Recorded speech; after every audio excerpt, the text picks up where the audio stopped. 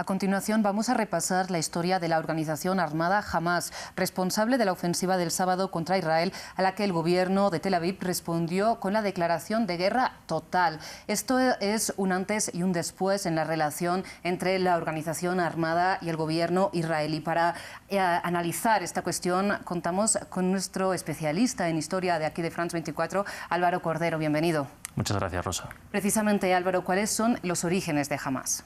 Bueno, Hamás se conforma a partir del año 1987 como un grupo islamista, nacionalista y de corte yihadista, y nace en medio del contexto que se estaba creando en ese momento entre Palestina e Israel, que no es otro que el de la primera intifada, que es un enfrentamiento abierto que hubo entre estos dos lados.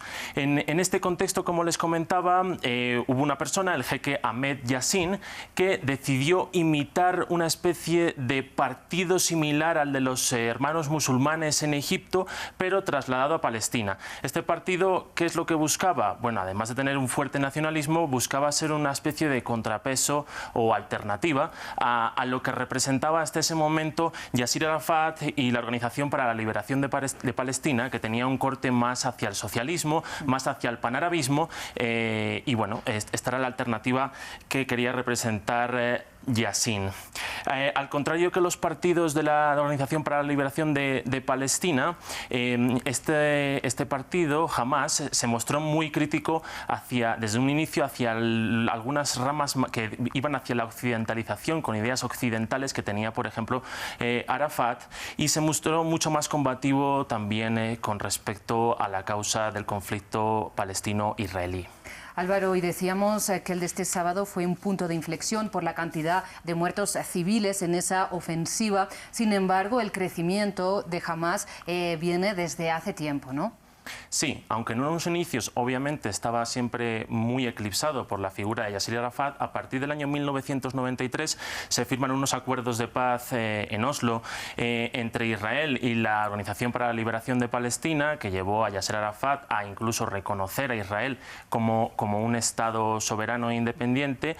Y bueno, esta cesión por parte de Arafat fue considerada como imperdonable por parte de Hamás e hizo que su línea contra Israel fuera todavía más dura, llegando al punto de llegar hacia mediados de los años 90 a liderar una campaña de ataques bomba y ataques considerados terroristas por Israel y por otros países de la comunidad internacional como Estados Unidos o la Unión Europea, que desde luego hicieron que el nombre de Hamás resonara con cada vez más fuerza en los telediarios de todo el mundo y en la política internacional.